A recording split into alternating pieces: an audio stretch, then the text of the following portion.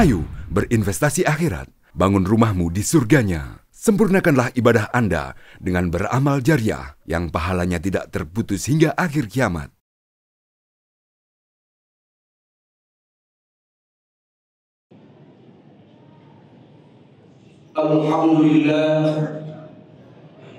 Alhamdulillah Rabbil Alamin, musabbibul asbab, Ar-Rahmanir Rahim, Rahibul Mu'minuna wa Munzilul Kitab, Maliki Yawmiddin, mulkahu la yufna wa huwa sari'ul hisab. Asyhadu an la ilaha illallah wahdahu la syarika lah, wa asyhadu anna Muhammadan 'abduhu wa rasuluh. Allahumma shalli wa sallim wa barik ala sayyidina Muhammad wa ala alihi wa ashabihi ajma'in. Amma ba'du, fa ya ibadallah, usikum wa nafsi bi taqwallah wa ta'atihi la'allakum turhamun. Qala Allah ta'ala fi kitabihil karim wa huwa asdaqul qailin. A'udzu billahi minasy syaithanir rajim. Bismillahirrahmanirrahim. Ya ayyuhalladzina amanu taqullaha haqqa tuqatih wa la tamutunna illa wa antum muslimun. Wa qala ta'ala aidan, wa ma kana rabbuka liyuhlikal qura bi zulmin wa ahluha muslihun. Shadaqallahul azim. Wa shadaqa rasulun nabiyyul habibul karim.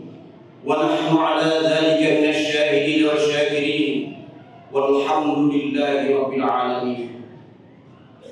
Ayyuhal hadirun, ikhwanul kiram kaum muslimin jamaah Jumat rahimakumullah.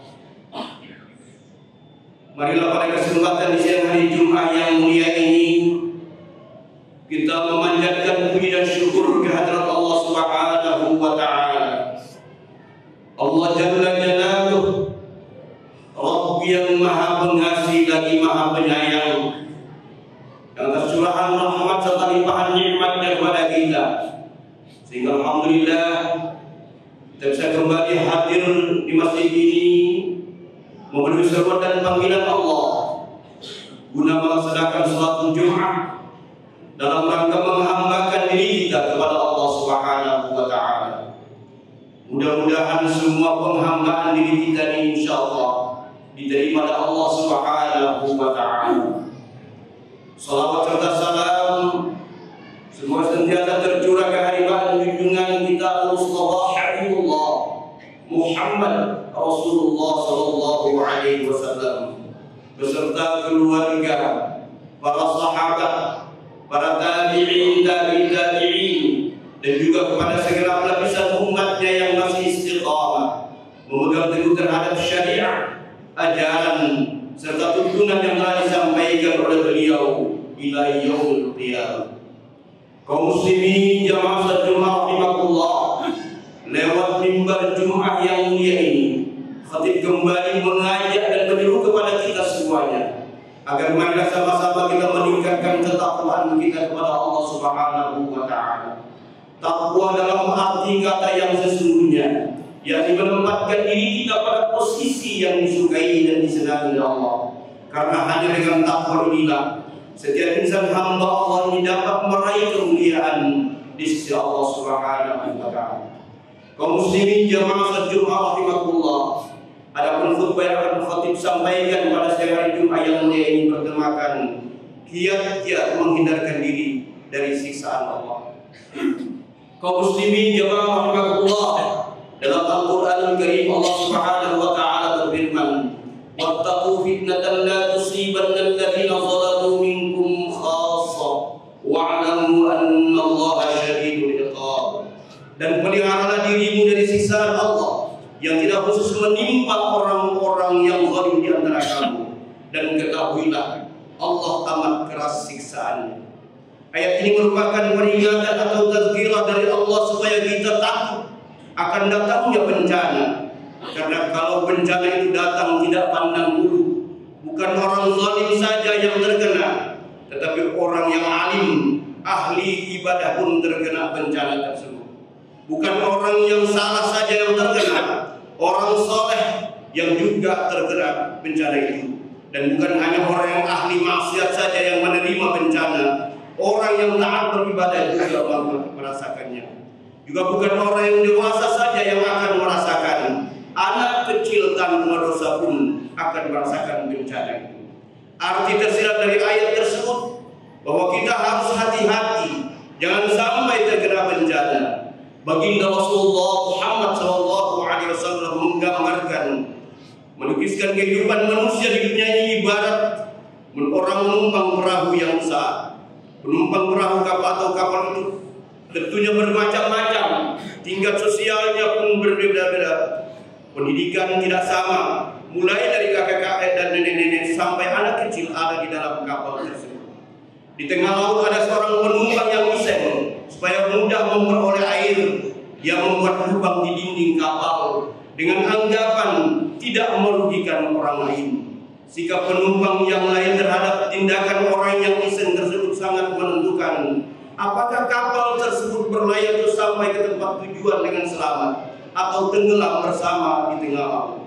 Nabi SAW menjelaskan, apabila penumpang kapal itu membiarkan apa yang dikerjakan orang jahil itu, maka semuanya akan ikut binasa. Dan sebaliknya, kalau semua mencegah apa yang dilakukan atau dikerjakan si jahil ini, maka semuanya akan selamat, termasuk yang jahil juga.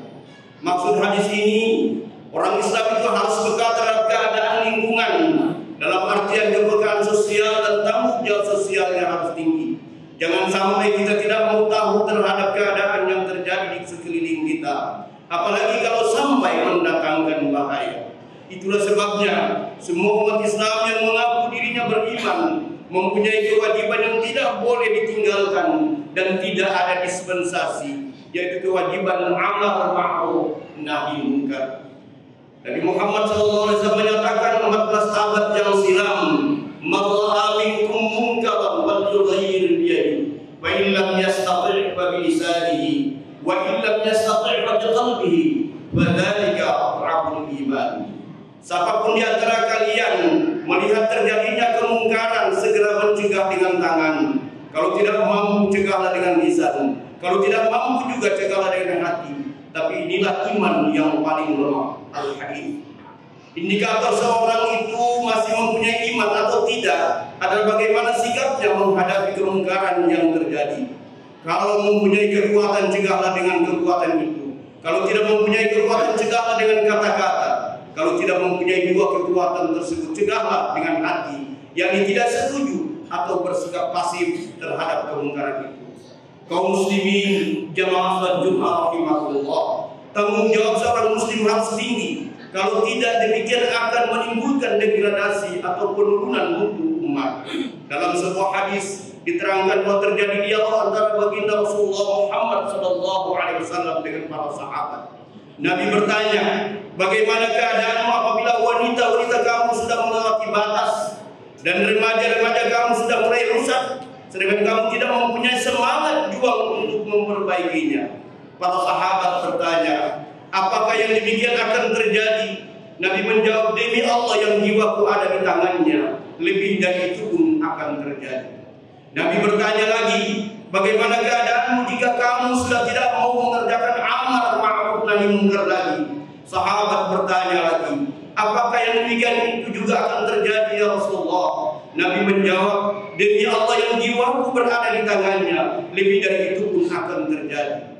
Nabi bertanya lagi, bagaimana keadaanmu jika pandanganmu sudah terbalik?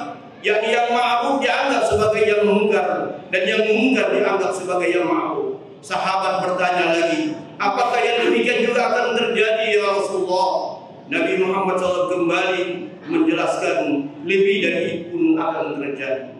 Bagaimana keadaanmu kalau kamu diperintah untuk berbuat yang munkar dan dicegah dari perbuatan yang ma'ruf? Sahabat kembali bertanya, apakah demikian juga akan terjadi ya Rasulullah? Nabi menjawab dengan bersumpah atas nama Allah, lebih dari itu pun akan terjadi.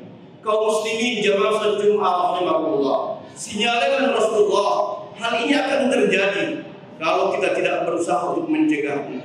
Jadi Rasulullah bukan menakut-nakuti, akan tetapi agar kita waspada, jangan sampai terjadi yang demikian. Ada beberapa kiat untuk menanggulangi bencana. Yang pertama disebutkan dalam Al-Quran surat Hud ayat 117. Wa ma kana rabbuka liyahlikal qura bizulmin wa ahluha muslihun. Dan Tuhanmu sekali-kali tidak akan membinasakan negeri-negeri secara zalim, sedang penduduknya orang-orang yang berbuat kebaikan.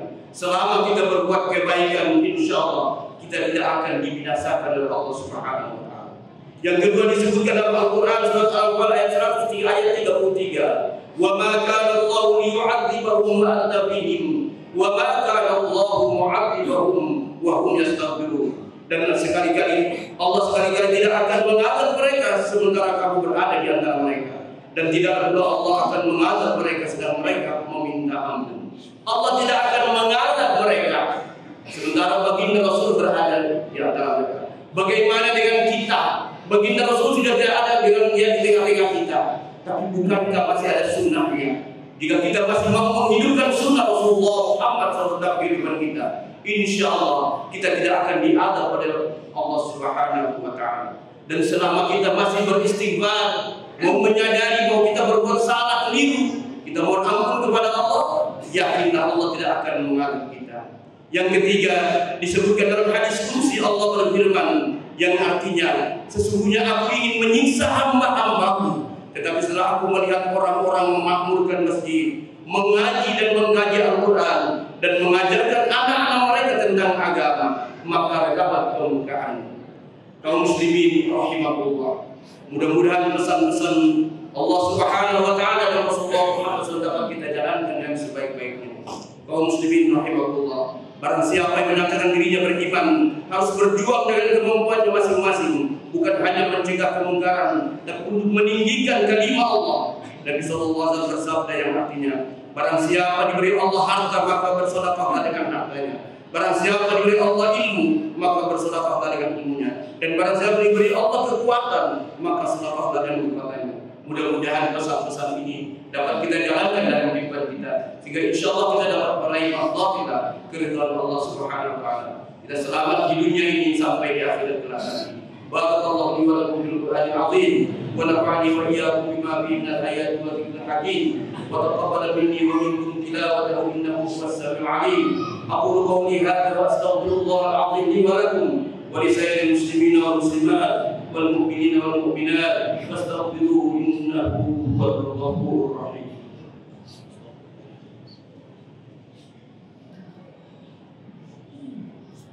Allahumma shalli ala sayyidina wa maulana Muhammad wa ala ali sayyidina Muhammad. Alhamdulillah alladzi amarna bil taqwa, alladzi amarna bil taqwa, alhamdulillah alladzi an'ama alaina bi ni'matil iman wal islam. أشهد أن لا إله إلا الله وحده لا شريك له إياه نعبد وإياه نستعين.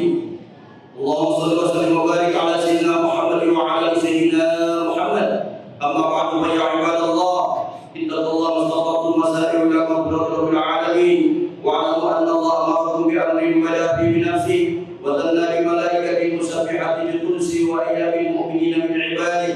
وقال تعالى ولم يزل قائلا عليما إن الله وملائكته يصلون على النبي يا أيها الذين آمنوا صلوا عليه وسلموا تسليما. اللهم صل وسلم وبارك على سيدنا محمد وعلى آل سيدنا محمد.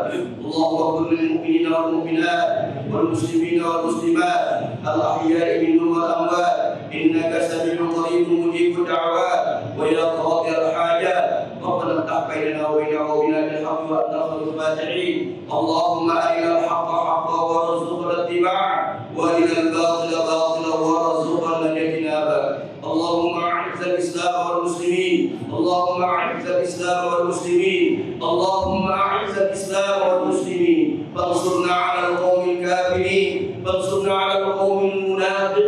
فانصرنا على القوم الظالمين اللهم سلمنا من آفات الدنيا والآخرة وفتنتهما إنك على كل شيء قدير ربنا آتنا في الدنيا حسنة وفي الآخرة حسنة وقنا عذاب النار ربنا اغفر لنا ولإخواننا الذين سبقونا بالإيمان ولا تجعل في قلوبنا غلا للذين ربنا إنك رؤوف رحيم برحمتك يا أرحم الراحمين عباد الله إن الله يأمر بالعدل والإحسان وإيتاء ذي القربى وينهى عن الفحشاء والمنكر والبغي يعظكم لعلكم تذكرون فاذكروا الله العظيم يذكركم واشكروا على نعمه يزدكم واسألوا من فضيلتكم ولذكر الله أكبر والله يعلم ما تصنعون.